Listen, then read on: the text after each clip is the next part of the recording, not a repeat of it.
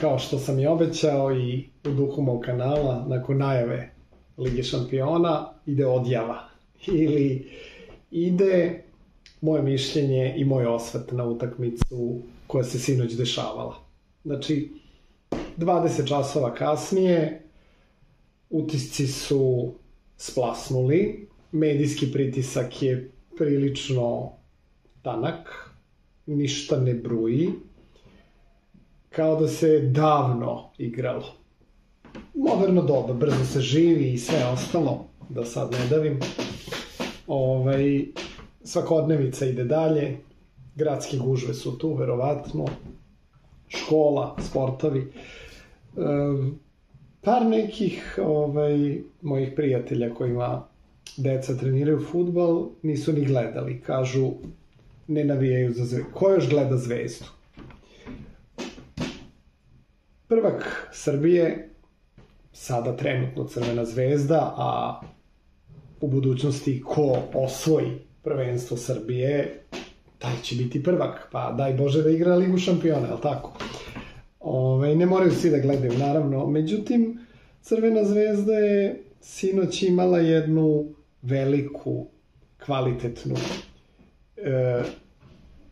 promociju fudbala. Imala je jedan festival lepote i igre. Liga šampiona, kao što smo već rekli, pod pokroviteljstvom UEFA, jako bogato i jako razgranato takmičenje koje okuplja sve evropske zemlje i fudbalere svih planetarnih nacionalnosti, ne samo Evrope, pa je na taj način i svetsko takmičenje fudbalera, je li tako? Okuplja i sponzore, pa smo svi videli sinoć, Heineken Silver je tu, eto, probao. Ko nije probao, nek proba. Ja nisam probao, probaću. Zanimljivo. Zašto to govorim? Pa sponzori eventa, sponzori utakmice, sponzori kluba, generalni sponzor, niži sponzor, sve iz domena sportskog marketinga nam govore i o njihovoj moći koju imaju, da budu vidljivi, da budu u prvom planu na televiziji, gledalcima, navijačima pored stadiona, i da se pitaju. Svakako treba biti zahvalan pool sponzora koji je podržao Crvenu Zvezdu, finansijski, novčano, već kako, infrastrukturno je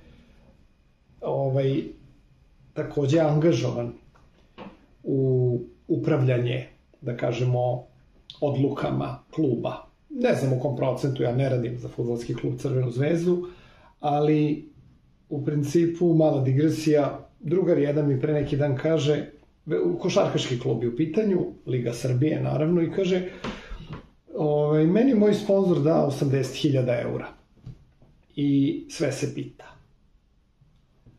Znači, nisam za to da se sponzori ne pitaju, mislim da sponzori trebaju da se pitaju. Lično bih pre zastupao interes sponzora pred klubom, nego što bih zastupao klub pred sponzorom, ali zato je sve pitanje ličnog opredeljenja. Mislim da su nam sponzori jako važni i Liga šampiona je magnet za sponzore i oni su bili vidljivi. 50.000 navijača, malo manje u stvari, nešto Young Boysovih navijača i u principu event je prošao fantastično. Ono što sam ja i najavio i hteo i apelovao, nije bilo incidenata, nije bilo petardi, nije bilo baklji, nije bilo prostog navijanja, uvredljivog navijanja. Bilo je prilično otmeno. Iako je stadion Marakana ogroman, znači velelepan svakako, on podsjeća malo i na stara vremena. Znači, danas se fudbal igra u fudbalskim arenima. Stadion Marakana je funkcionalan objekat koji traje već koliko, 60 godina i predstavlja, identifikuje jedan stil života kojim se živelo u ovoj zemlji, na ovim prostorima, i kao takav je zanimljiv, ne prenosi možda do kraja tu akustiku i taj huk, gde kad sam rekao, bože, kad bi mogli samo da su malo da su navijači malo bliži stadionu, pa i sponzorskim panoima, jel tako, i reklamama, onda bi moglo sve to više da se čuje, bilo bi bolje onako upakovano. A onda mi oni kažu na to, ali mi bi uletali, mi smo kao mentalitet naroda, mi bi uletali u teren i mi bi pravili haos. Ja mislim da mi nismo ni narod, ni nacija, ni navijačke grupe koje bi pravili haos.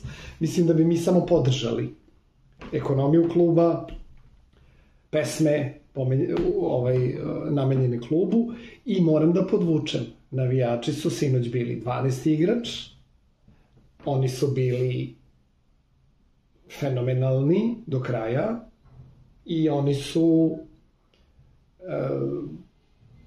pokazali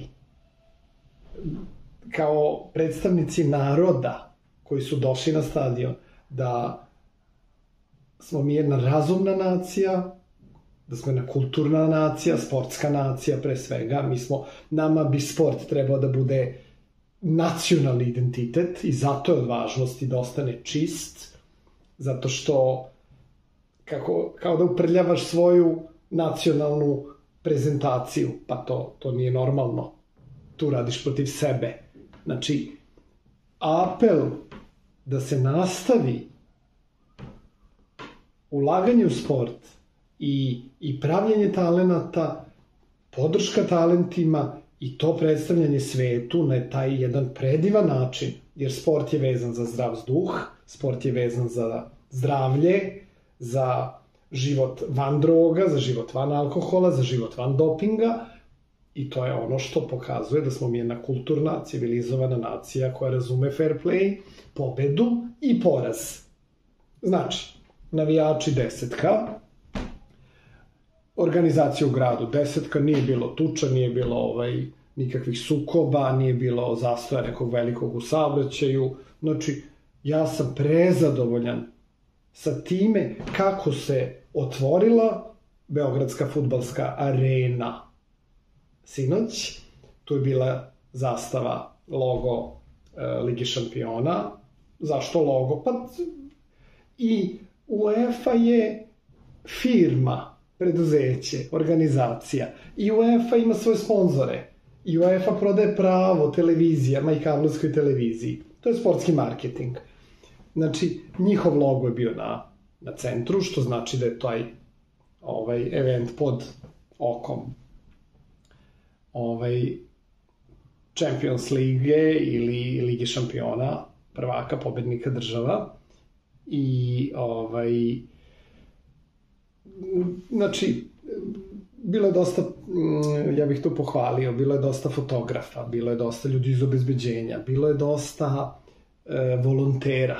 Volonteri su ljudi koje treba pomenuti, ljudi koji besplatno dođu na stadion i odrade neki svoj deo posla. Znači, apsolutno, ponovo ono što kažem, mogu klubovi i da prave trijažu, i da plate dobre reportere, i da plate dobre fotografe, i da plate dobre volontere, jer sve ide u prilog kolektivnom jednom utisku koji taj klub predstavlja, koji se ne bavi, znači, politikom, koji se ne bavi stvarima za koje nije ni školovan, ni stručan. Klub prenosi ideju svoje prezentacije, svoje igre, ta igra je uvek različita, vi nemate dva identična meča, to je usluga, to je servis, kad pogledate, znači to je, mi kupujemo ulaznicu za uslugu, to nije proizvod, to je neizvesno. I fudbalska utakmica je dobra zato što je živa, to se uživo dešava, to je nešto što je zanimljivo.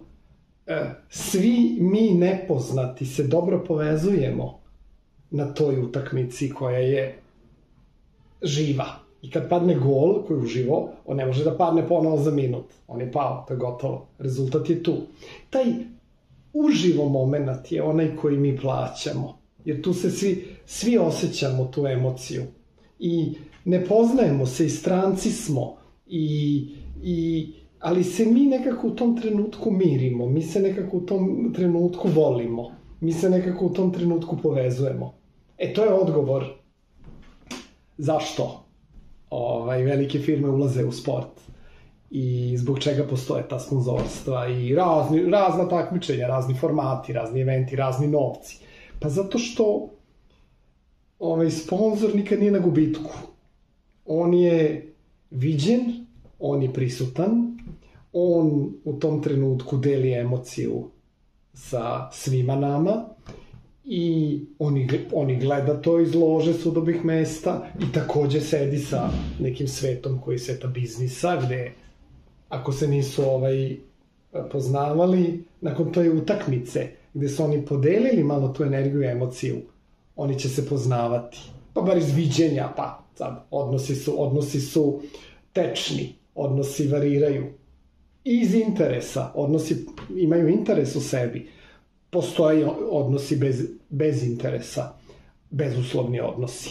Ali mislim da su ti trenuci, kada se poseti neka utakmica, evo, fudbalska, pa i košarkaška, radosti i sreće preko tog kluba koji igra, koji znači u tom trenutku stvara rezultat iz koraka u korak, sve nas poveže da malo zaboravimo na probleme, na tekući život, na ono što nas čeka, što smo ostavili, i poveže nas u tom nekoj pobedi, u tom nekom porazu, u toj nekoj upornosti, u tome da cele godine ispratimo taj format i to takmičenje i svakako da budemo bogatiji i emotivno i radosno i videvši, upoznavši te nove ljude. Jer sport zbližava i sport izmiruje i to mu je funkcija.